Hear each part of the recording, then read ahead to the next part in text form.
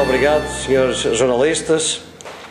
Nós andamos há 6 anos a falar de déficits e passivos, andamos há 6 anos a falar de buracos financeiros e negócios ruinosos, situação que, aliás, conduziu ao estado de pré-bancarrota em que recentemente ainda nos encontramos.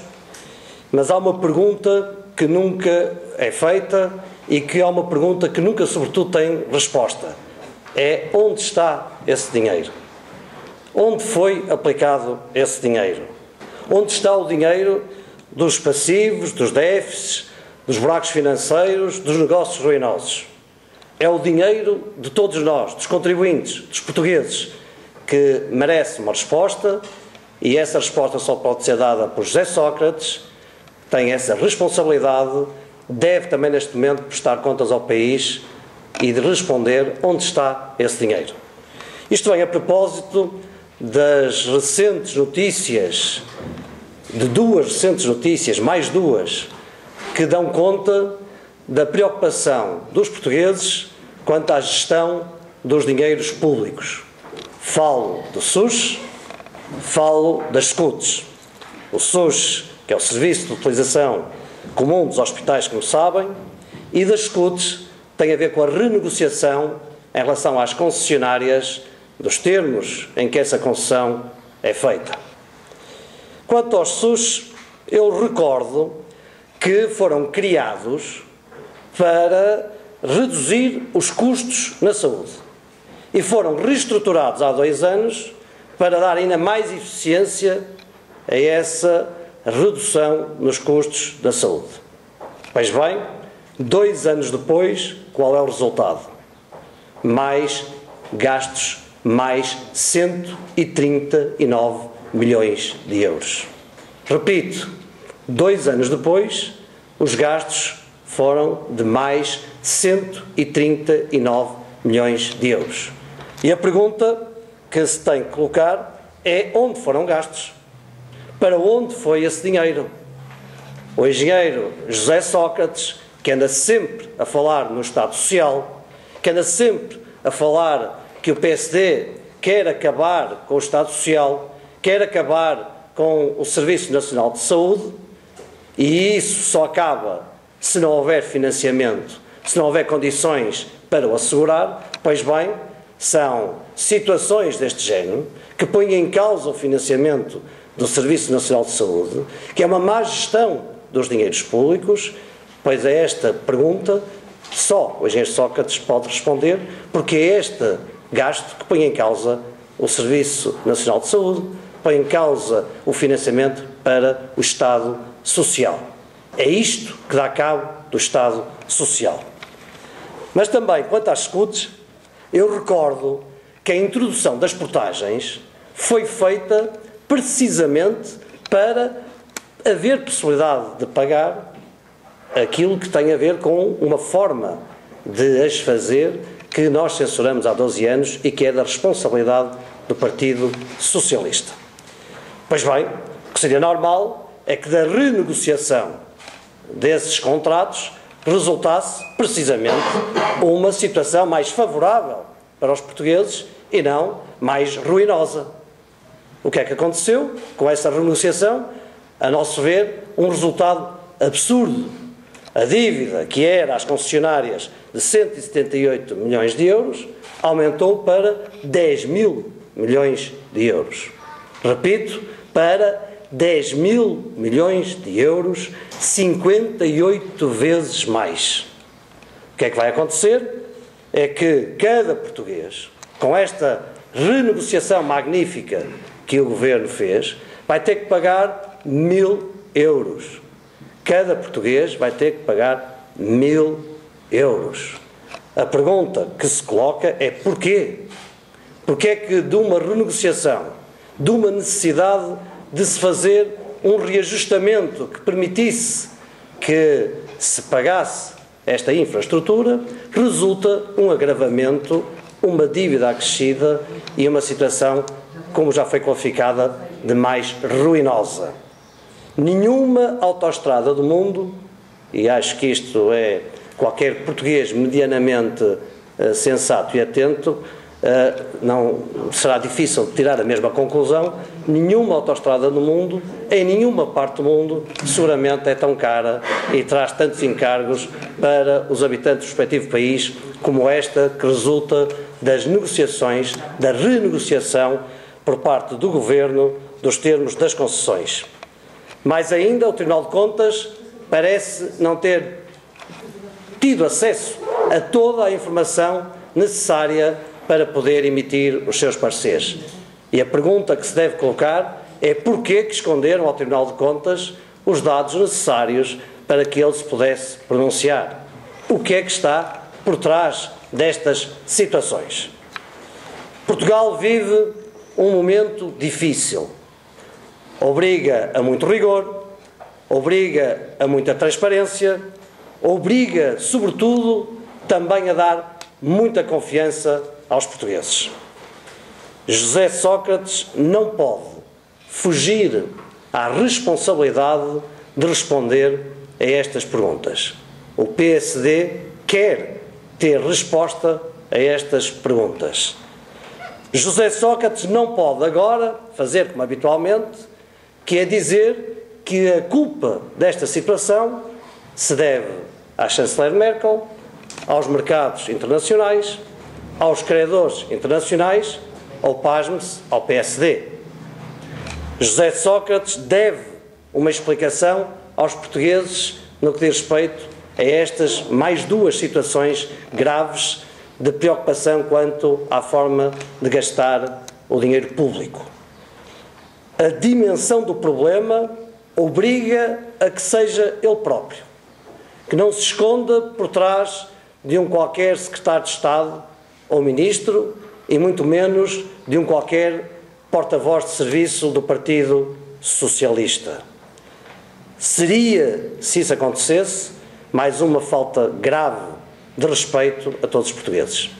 E isso o PSD nunca permitirá e insistirá sempre até obter a resposta a que os portugueses têm direito neste momento em que vão ser chamados a tomar opções muito importantes quanto ao nosso futuro coletivo.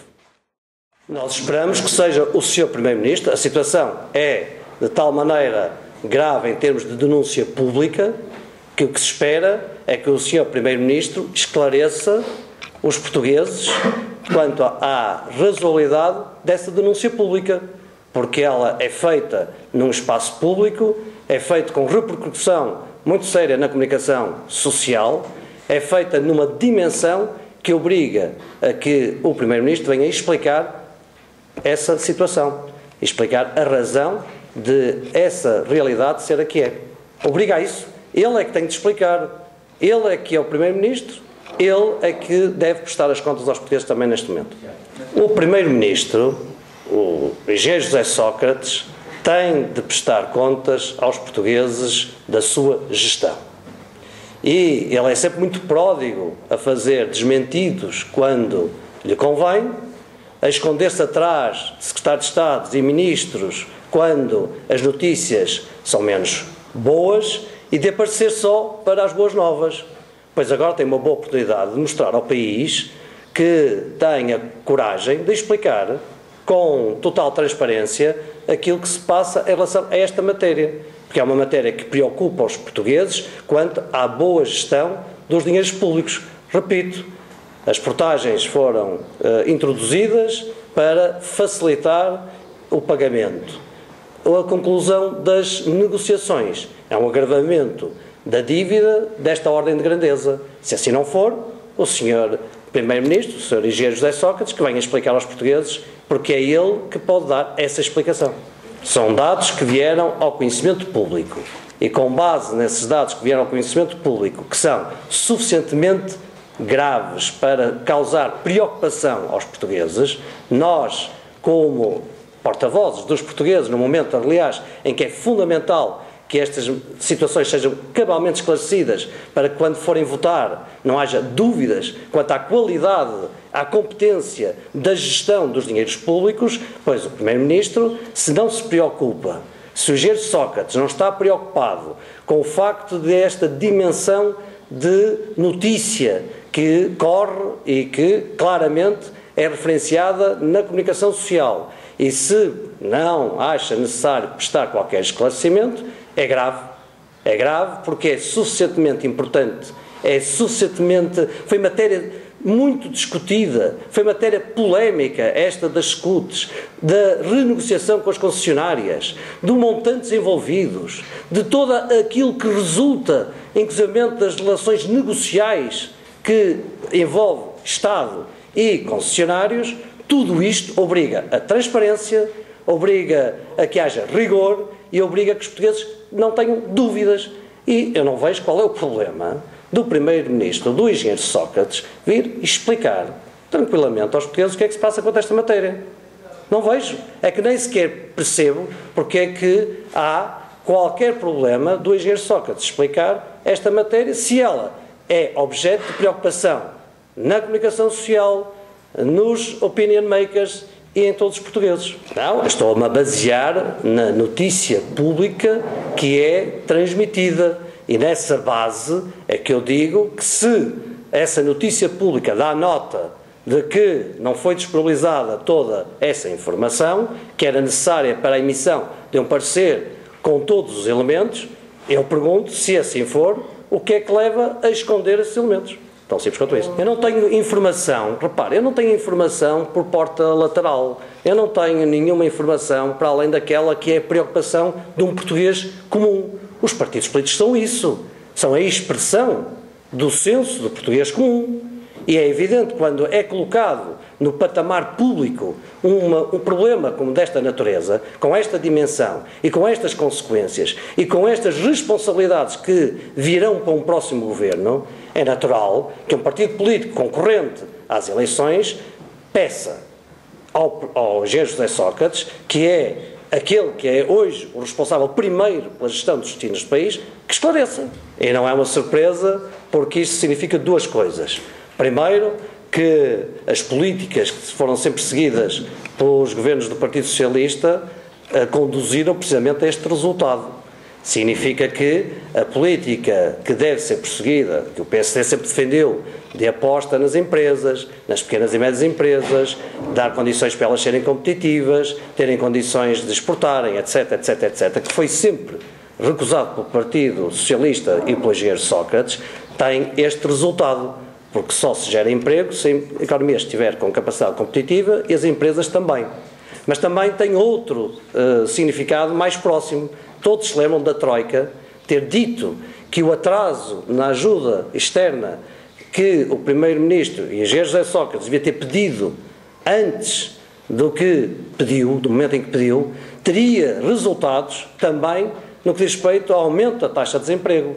A teimosia do engenheiro Sócrates conduziu a isto. O ministro Teixeira dos Santos, em outubro do ano passado, tinha dito que quando a taxa de juros subisse para acima de 7%, era necessário que o país recorresse ao apoio externo, à ajuda externa, não só para ter taxas de juros mais sustentáveis, como para permitir que a economia se financiasse de forma mais sustentada também. Ora, o que aconteceu? O Primeiro-Ministro, o engenheiro José Sócrates, teimosamente, só quando a banca disse que não emprestava mais dinheiro ao Estado, é que resolveu pedir essa ajuda externa. A Troika, que esteve cá em negociação com o Governo, disse claramente que foi com atraso, que isso teve consequências para o país, quer quanto ao relançamento da economia, e vê-se, Portugal é o único país aqui na União Europeia que não está a sair da recessão, pelo contrário, continua em recessão, e isso deve-se, o Primeiro-Ministro disse que se devia, era o preço que tínhamos que pagar. Pois bem, eu digo, é o preço que temos que pagar pela incompetência do Governo, pela incompetência do engenheiro Sócrates e pela teimosia em ter só in extremis feito aquilo que todos já tínhamos dito que é necessário fazer. Com Passos Coelho, Portugal é capaz.